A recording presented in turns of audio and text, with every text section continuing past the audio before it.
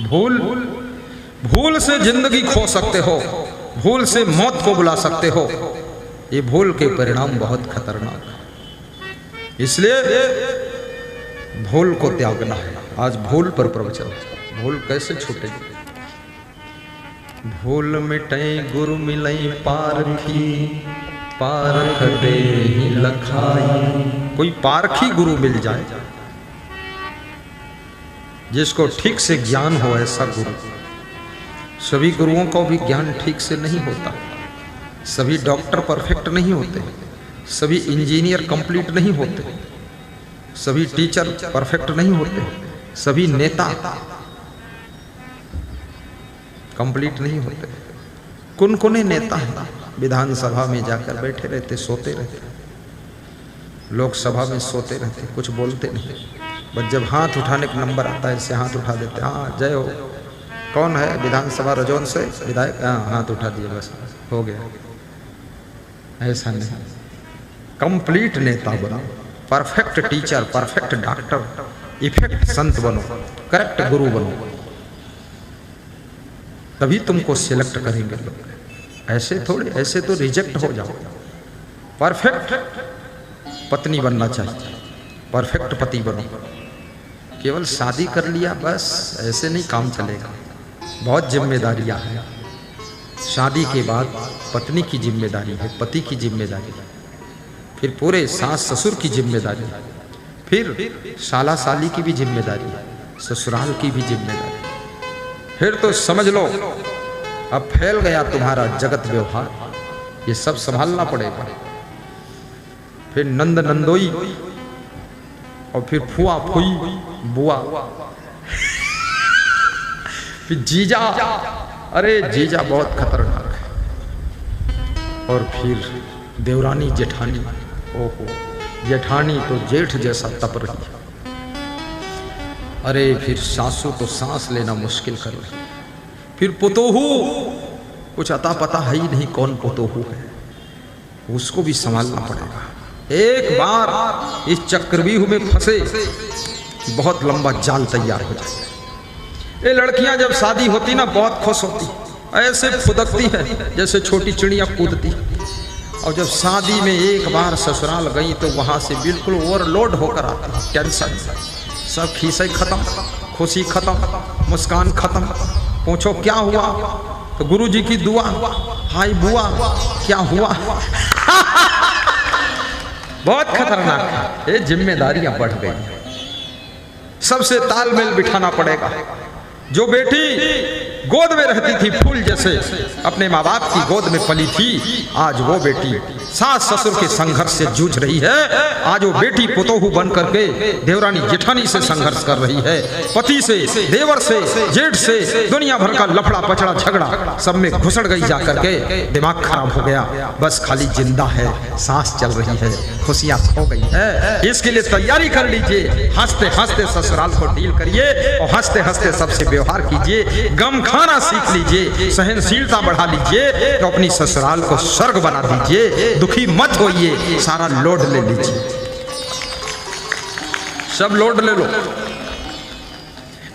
मैं आश्रम आया, साधु बना तो मैं तो सोचता था सब छोड़ दिया, घर बार छुट्टी लफड़ा खत्म। साधु बना तो लोड आ गया। अब गुरु को भी देखना, गुरु भाई को देखना, चेलों को देखना, आश्रम भी देखना, अब ये हजारों लाखों करोड़ों भगत को भी देखना, दुनिया भर का, और फिर ये गाड़ी घोड़ा मैनेजमेंट। हमने कही तो बहुत बड़ा खोपड़ा चाहिए।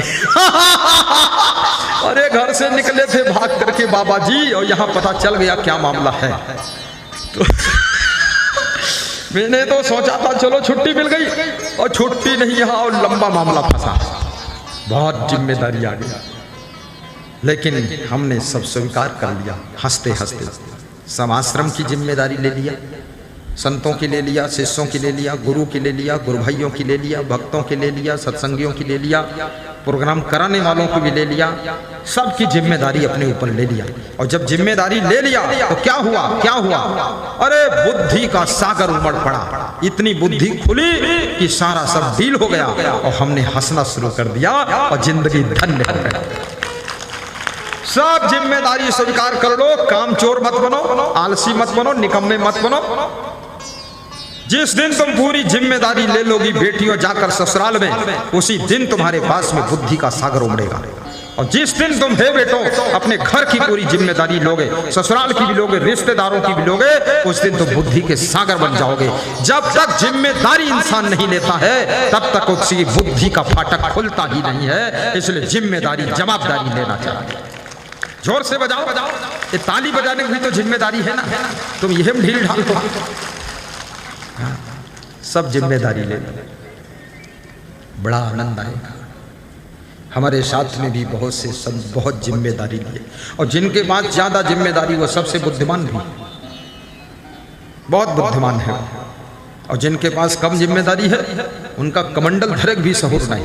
कमंडल धरी है वही लुढ़क जी, खुद बैठे हैं खुद ही लुढ़क के गिर गए पूरा मूर्ख खोपड़ी। जितनी ज्यादा जिम्मेदारियां लोगे बुद्धि का विकास हो जाएगा। और यस्य बुद्धि से तस्य विजयम, जिसके पास बुद्धि है उसकी विजय होती है। याद रखना, धनवान की विजय नहीं होती है, बुद्धिमान की विजय होती है।